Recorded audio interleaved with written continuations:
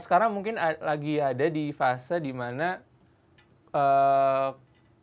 kalau enggak apa-apa, kalau iya ya udah gitu. Oh, ikhlas. Ya, ikhlas. Jadi kayak supaya kedepannya meminimalisir untuk rasa kecewa terhadap suatu harapan kita yang mungkin terlalu tinggi gitu. Betul, jadi kayak setuju. mungkin sekarang lagi latihan bertahap gitu. Kadang kita selalu ngelihat diri kita sendiri itu kan pasti selalu kurang, terus kita selalu kayak ngebandingin orang lain udah jauh nih, kenapa aku di sini gitu. Benar. Sekarang tuh paling lebih lagi kayak apa ya, belajar untuk ya sadar aja bahwa ya kita finishnya emang beda-beda. Pas naik ke panggung tuh bener-bener yang apa, deg-degan banget. Terus pada saat naik juga nyanyi, alhamdulillah muter semua. Terus pas itu memang bisa dibilang cukup viral videonya karena kayak trending. Terus pada saat itu aku dikenal sebagai bocah berkupluk. Bocah berkupluk karena pakai kupluk. Pakai kupluk. Terus akhirnya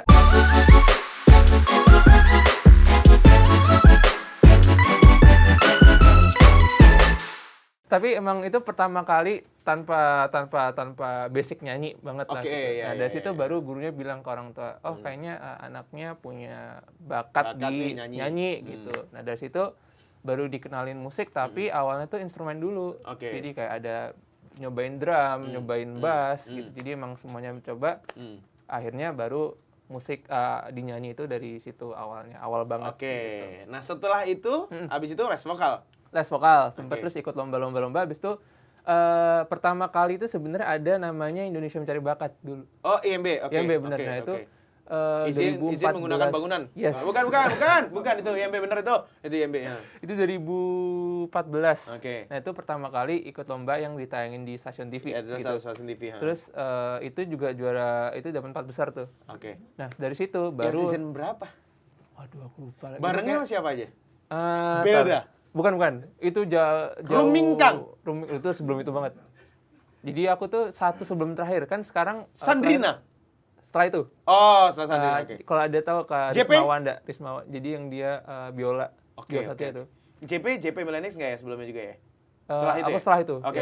Jadi emang benar-benar nyanyi kan? Nyanyi bener. Nah pada saat itu setelah itu selesai terus aku kan nyanyi lagi, fokus lagi, terus akhirnya mikir kayak ini kayaknya menarik nyanyi ini. Terus akhirnya semua lomba aku ikutin, Idola Cilik seperti ikut. Terus ya tapi Idola Cilik aku cuma sampai ketemu juri di Jogjanya aja, belum sampai ditayangin TV. Karena itu kayak pada saat itu referensi musikku kan sama orang tua di-influence agak rock kan. Oh gitu. Nah, sedangkan di Idola Cilik kan lagunya agak anak-anak gitu. Iya. Bahkan aku nyanyi lagu anak-anak tapi pakainya rock gitu. Pakai rock maksudnya? Enggak, nuansanya rock. Ya, jadi kayak aku pakai serba hitam semuanya, tapi laguku kayak ya balonku, terus ada yang apa-apa pokoknya yang serba anak-anak gitu. Jadi akhirnya aku putuskan lagi 2016 tuh ikut The Voice Kids. Nah, itulah mungkin titik balik di mana aku ngerasa kayak mungkin aku pengen memperdalam si musik ini gitu. Nah, sampailah detik ini gitu. The Voice Kids Indonesia 2016.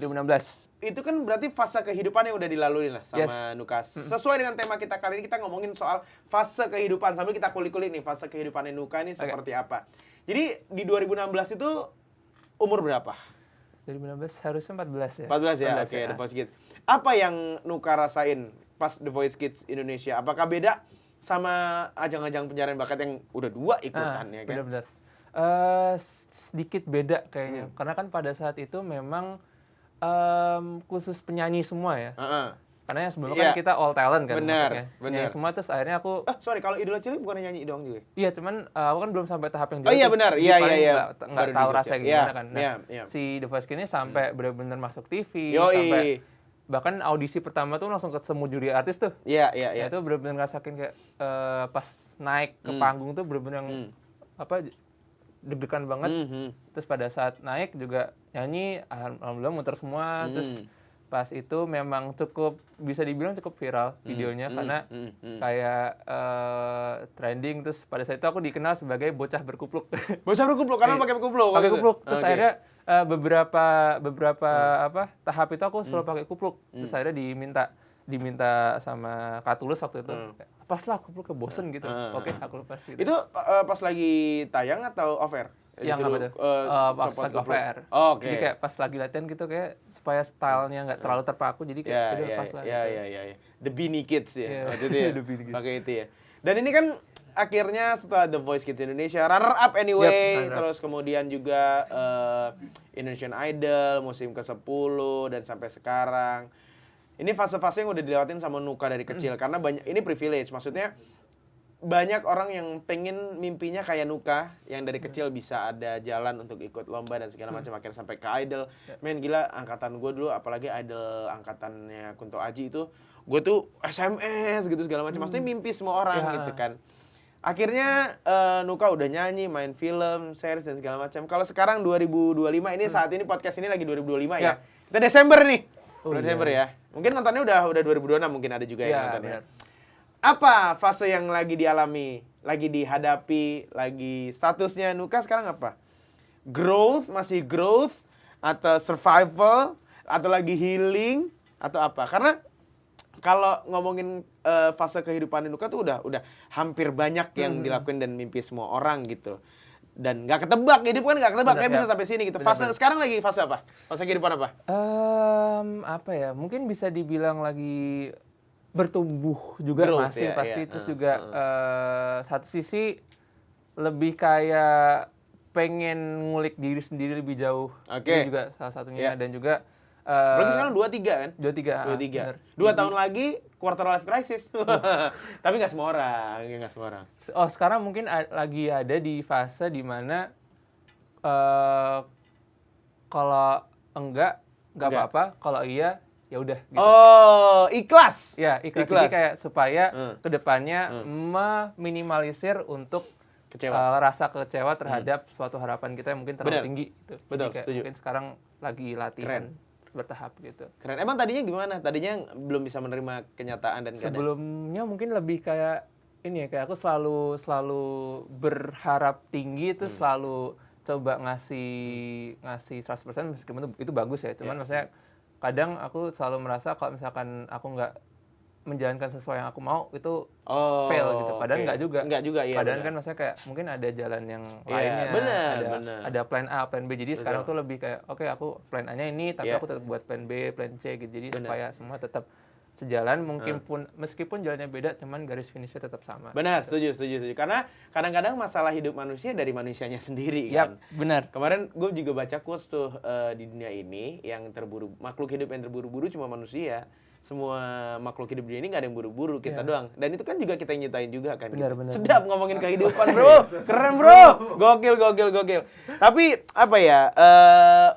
Usia 20-an tuh menurut gue lagi roller coasternya banget ya. Umur di bawah 20 belum ada masalah. Ya ada, cuma maksudnya nggak kayak 20-an. 30 tuh biasanya udah penyelesaian, biasanya gitu kalau kata orang-orang. Umur 20, apalagi 23, gue inget banget. Umur 24, 25 tuh lagi quarter life crisis gitu, lagi bingung mau ngapain sekarang. Kalau Nuka sendiri, di akhir-akhir ini kita lihat, apa yang lagi jadi pikiran seorang Nuka? Lagi mikirin apa? Yang sering dipikirin gitu?